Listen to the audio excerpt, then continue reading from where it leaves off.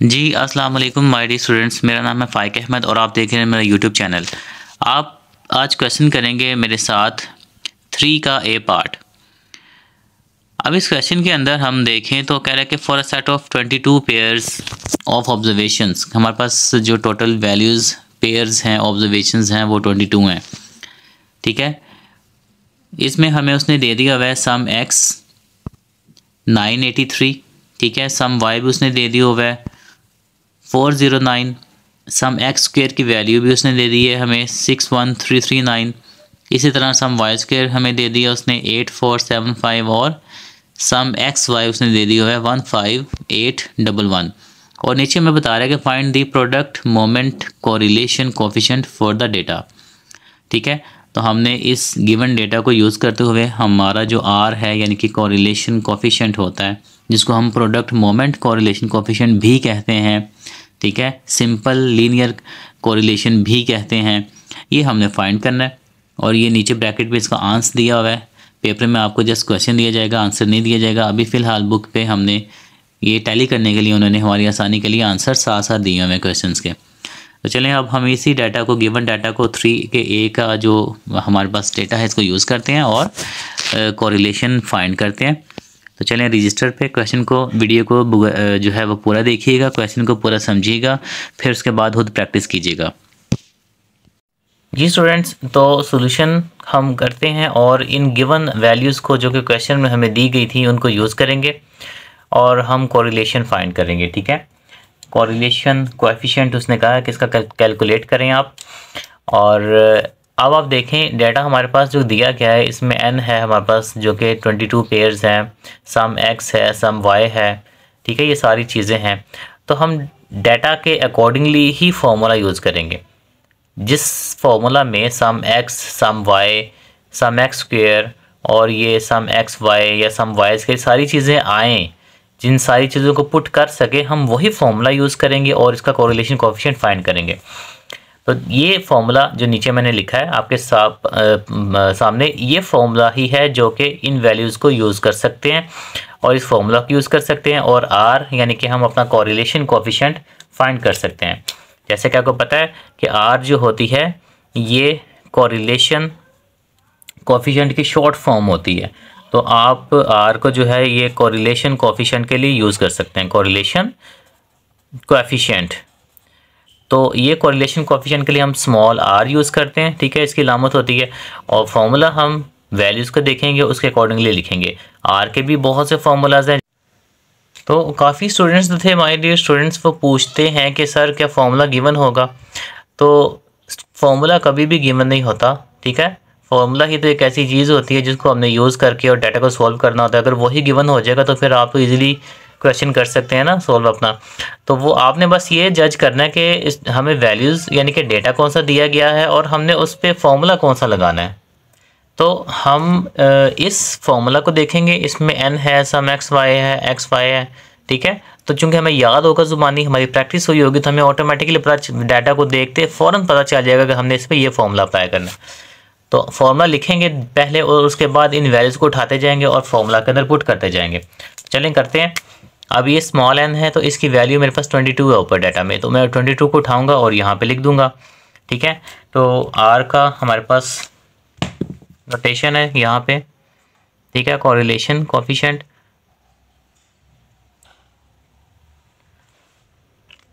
और जो ऊपर वैल्यूज आनी है उनमें n है हमारे पास 22 जो कि मल्टीप्लाई हो रहा है सम एक्स वाई के साथ।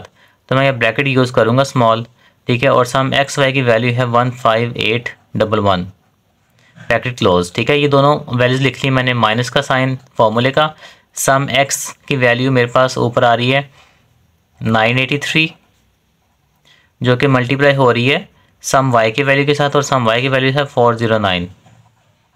ये मेरे पास सारी वैल्यूज़ हैं जो ऊपर वाली डाटा के फॉर्मूला में यूज़ होनी है। अब हम नीचे चलते हैं। अब नीचे हमारे पास आपने गौर करना है, एक तो अंडर रूट है। ठीक है, और इस अंडर रूट के अंदर बाकी सारी वैल्यूज़ लिखी गई हैं जितनी भी हैं। तो चलें, अंडर रूट लगा लिया पहले मैंने और उसके बाद अब मैं ये वैल्यूज़ लिखता जाऊँगा।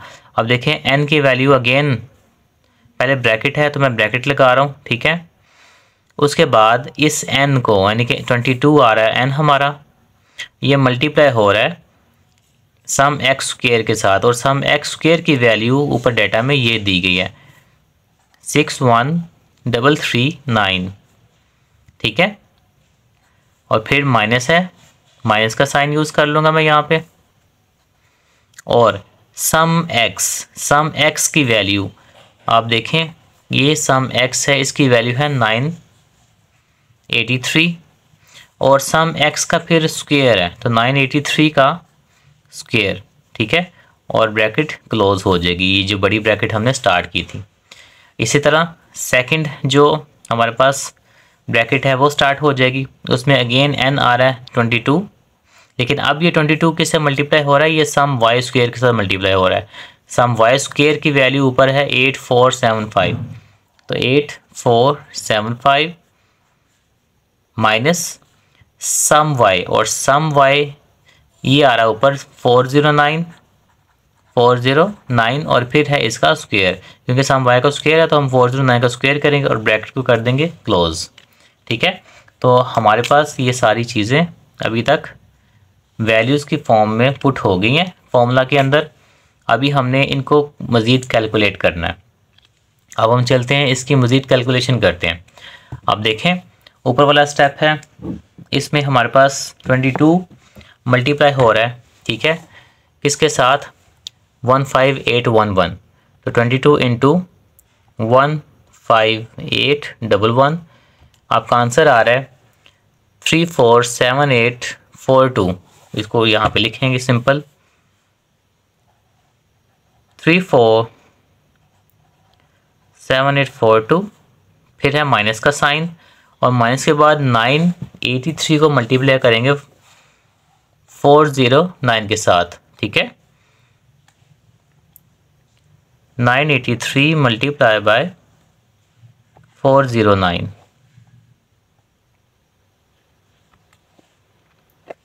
तो इसका आंसर हमारे पास आ रहा है 402047। तो मैं यहाँ पे 402047, तो इसको मल्टीप्लाई किया ये आंसर आ गया, ऊपर इसको मल्टीप्लाई किया तो ये आंसर आ गया, ठीक है। और अब हम चलते हैं बटे से नीचे वाले की तरफ, वैल्यू की तरफ। तो पहले हम यहाँ पे, अब ये रेड कलर का मैंने इसीलिए ज़रा हाईलाइट किया हुआ, डिफरेंट कलर्स यूज़ किए हैं ताकि ज़रा पता चलता जाए बटा कौन सा है, ओके। अब नीचे आ जाएं आप, तो नीचे पहले हम अंडर रूट यूज़ कर लेते हैं उसी तरह जिस तरह पहले। पेपर में तो खैर आप एक ही कलर यूज़ करेंगे, ठीक है, ब्लू, वैसे ब्लैक भी कर सकते हैं, ब्लू और ब्लैक का डिफरेंट कॉम्बिनेशन यूज़ करेंगे तो ज़रा प्यारा लगता है, ठीक है, और आपको पता भी चलता रहेगा कि कौन सी चीज़ मैं डिफरेंट लिख रहा हूँ या एक जैसे तो नहीं कर रहा सारी। अच्छा, अब नीचे आ जाएँ तो इसके नीचे हम सबसे पहले इन दोनों को मल्टीप्लाई करेंगे, क्योंकि ये 22 जो है ये मल्टीप्लाई हो रहा है इसके साथ 61339 के साथ। तो 32 मल्टीप्लाई बाय 61339, तो इसका आंसर आ रहा है 1349458। यहाँ पे लिखें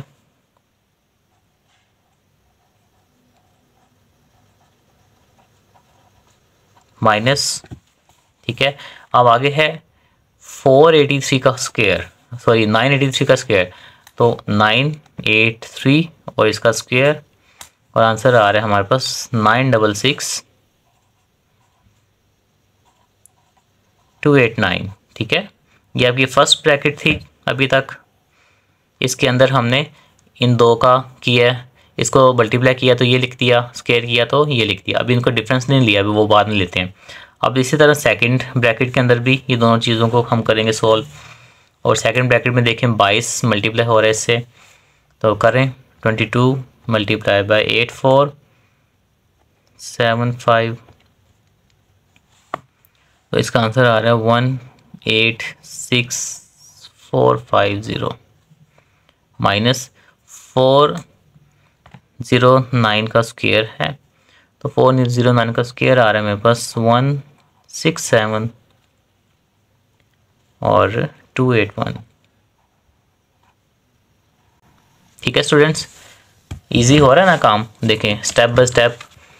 अब मल्टीप्लाई करने से ये सारे आंसर्स आ गए हैं, इनका स्क्वायर किया। अब हमने जस्ट क्या करना है, ऊपर वाली इनको माइनस करना है दोनों को आपस में, फिर इन दोनों को माइनस करना है, फिर इन दोनों को माइनस करना है। ठीक है, अभी मैं इन तीनों को माइनस कर रहा हूँ। तो चलें देखें, वीडियो को मैं स्किप नहीं कर रहा। ठीक है, ये मैं कंप्लीट समझाता हूँ ताकि मज़ीद अगर किसी और क्वेश्चन में स्किप करना पड़ भी जाए तो आपको पता हो कि हमने ये क्वेश्चन किस तरह से सॉल्व करना है। तो चलें ऊपर वाली जो वैल्यूज़ है इसको देखें। अब ऊपर है हमारे पास 3 4 7 8 4 2, इसका डिफरेंस लिया 4 0 2 0 4 7 ये देखें। ठीक है, इनको लिखना है, इनका डिफरेंस लेना है, तो आपका आंसर आ रहा है -54205। ठीक है, तो माइनस का साइन नहीं इग्नोर करना, इसको एज इट इज़ लिखना है। ठीक है, -54205। ओके, इसको उठाया, हमने लिख दिया। इसी तरह अब नीचे ये जो आपके पास हैं इनका डिफरेंस लेना है, बट अंडर रूट पहले यूज़ करना है, क्योंकि किसी भी स्टेप में अंडर रूट आपने नहीं लिखा तो नेक्स्ट स्टेप में भी आप भूल सकते हैं, क्वेश्चन गलत हो सकता है। अब मैं इनका डिफरेंस ले रहा हूँ, 1349458 माइनस 966289। ठीक है, आप देख सकते हैं 1349458 माइनस 966289, ये जो दो वैल्यूज़ थी ये वाली, इनका डिफरेंस 383169।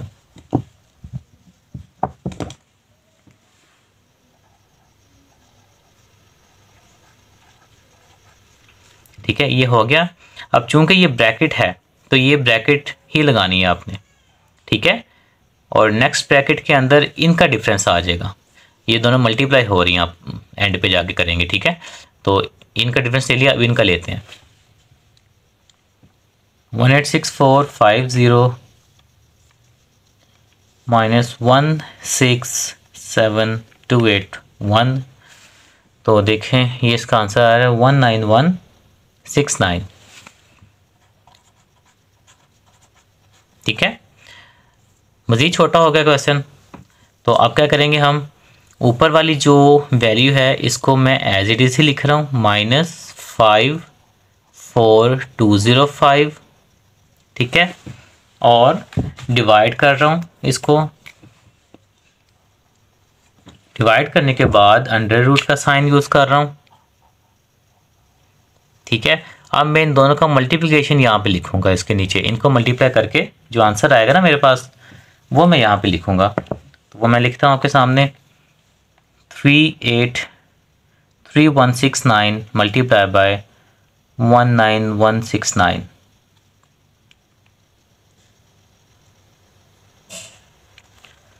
ये देखें। ठीक है सॉरी, 38316 मल्टीप्लाई बाय 19169। तो इसका आंसर ये इतना लंबा सा आ रहा है 73449, ये सारा ही लिखना है आपने, 73449665661।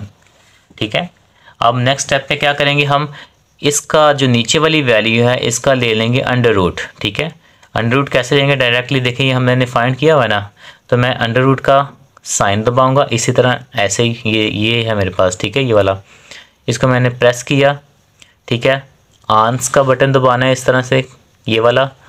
ठीक है, जो आंसर हमने फाइंड किया था ये इस तरह से लिखा आएगा, और देन हमने ये इक्वल ये प्रेस करेंगे तो ये आंसर हमारा आ जाएगा। ठीक है, जो इस वैल्यू का अंडर रूट लेने के बाद ये आंसर आ रहा है 85702.78। तो मैं इसको लिख रहा हूँ। ठीक है, देखें ऊपर वाली वैल्यू वैसी आ रही है, -54205 डिवाइडेड बाय, नीचे मैं ये वैल्यू लिखूंगा जो अंडर रूट लिया है मैंने इसका, वो आ रहा है मेरे पास 8570.2.78। अब हम इन दोनों को डिवाइड कर देंगे सिंपल।